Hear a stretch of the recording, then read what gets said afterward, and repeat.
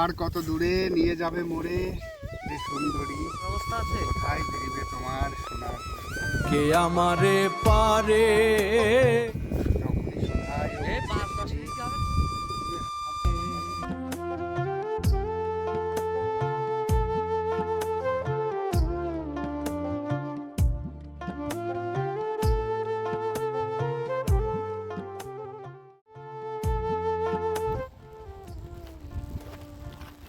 শিব মন্দির, এই কালী মন্দির, কালী শিব সব আছে।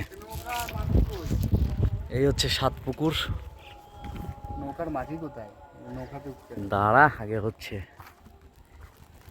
সব দেখাচ্ছি তোকে।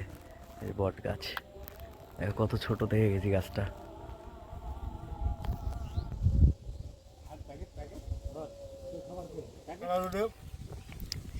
ভারটি, রসগোল্লা, হ্যাঁ 6 টাকা পিস। এই এখানেই পাওয়া যায়, এই সাতপুকুর। হ্যাঁ খা, কেমন বানিয়েছে, টেস্ট আছে? আস্তে খা, আস্তে খা। আর দেখা কি নিয়ে এসিস ওইগুলোর মধ্যে, দেখা এটার মধ্যে লম্বু হচ্ছে লম্বু, আর হচ্ছে গজা। গজা। বাহ, আমরা খাওয়া দাওয়া করি। রসগোল্লা খাই। আরে না, খাবো হচ্ছে গজা।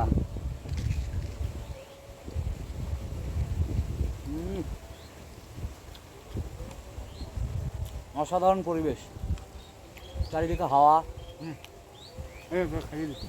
অসাধারণ হাওয়া। একটা না পুরো, আরে পড়ে যাবে শুধু শুধু। খা খা, তিনখানা রয়েছে রসগোল্লা।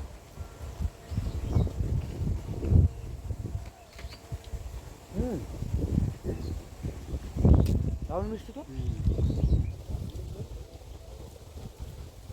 এই যে 7টা পুকুর আছে, কি সুন্দর জায়গা। এখানে আমি আসি মিনিমাম 10-15 বছর তো হবেই।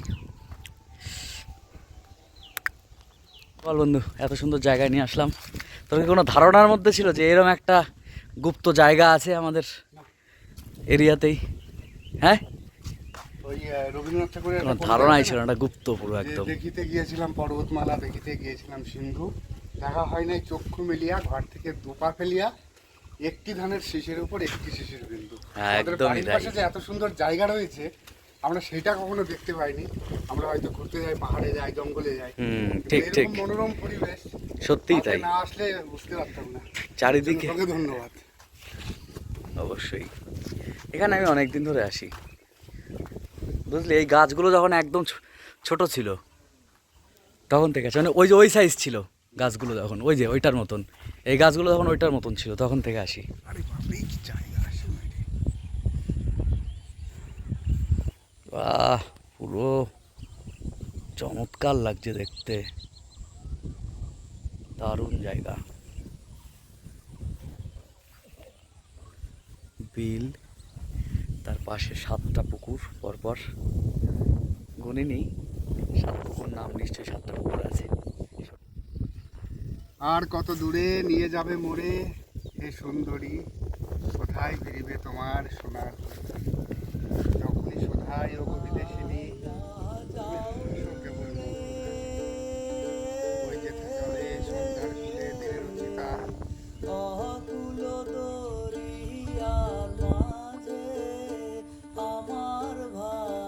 দাদু, চড়ার ব্যবস্থা আছে? দাদু, চড়ার ব্যবস্থা আছে? 5-10 মিনিট কি হবে না? আচ্ছা ঠিক আছে।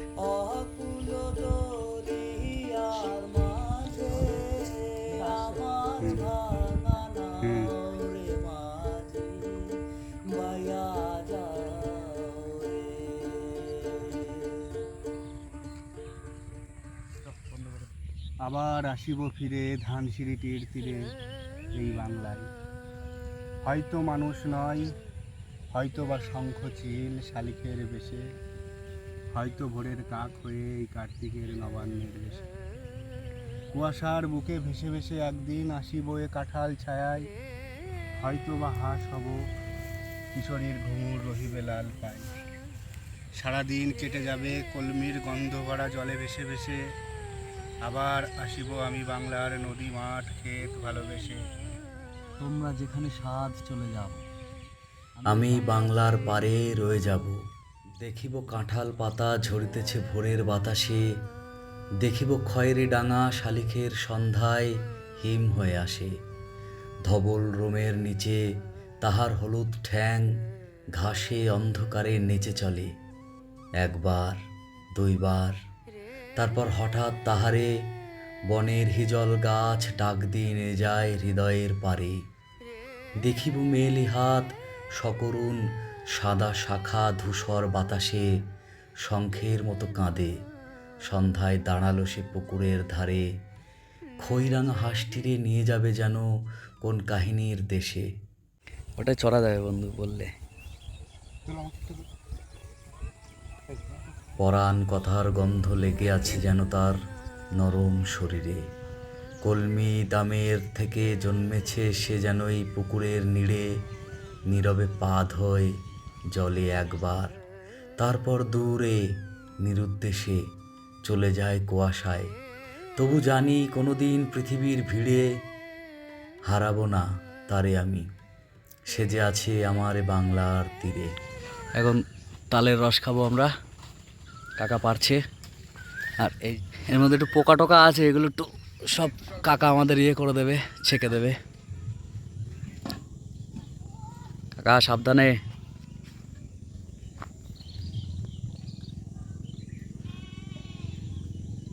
এতে তো বাদর চাটার কোনো ব্যাপার নেই না, আছে? তা জানি না আমি। কাকা এই বাদুরে কি চাটে? কতটা হয়েছে? কতটা হয়েছে? জলটা খেয়ে নি, এই জলটা খেয়ে নি। ওই বোতলে কী করে দেবো আমি? ছাঁকনি দিচ্ছি।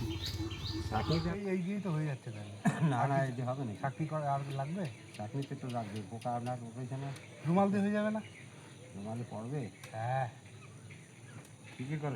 আপনার আমার বাড়ি কত দূর? সময় না, আমার বাড়ি দূর আছে, ওই পাড়ার মধ্যে। আমার বাড়ি যতই চলে গেছে আরে ছাকা লাগবে না, আপনি মাত্র নে। না না, একটু একটু ছাঁকতে। ওটাকে যে পোকা তাও রয়েছে, ওর বাড়ি নিয়ে সেখানে নিচে করো তুমি তোমার মতো নিচে করবে, নিচের পড়বে না। একটু খালি টিপতে ডাললে ভালো হয়। হ্যালো, কেমন মিষ্টি আছে? মিষ্টি তো হবে, আমি দেখেই বুঝতে পেরেছি। দু একটা পোকা থাকবে, সেগুলো বের করে নিতে হবে।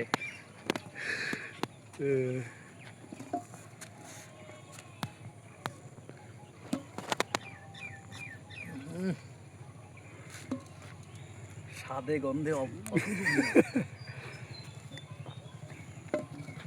খা খা খা খা। এই দেখ, তুই খা না, ওই পোকা সাইড করে দে। হ্যাঁ সাইড কর পোকা, হ্যাঁ এবার খা। টক মেরে নি দাঁড়া।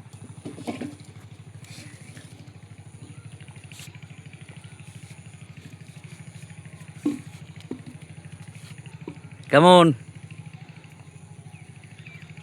দুর্দান্ত রে।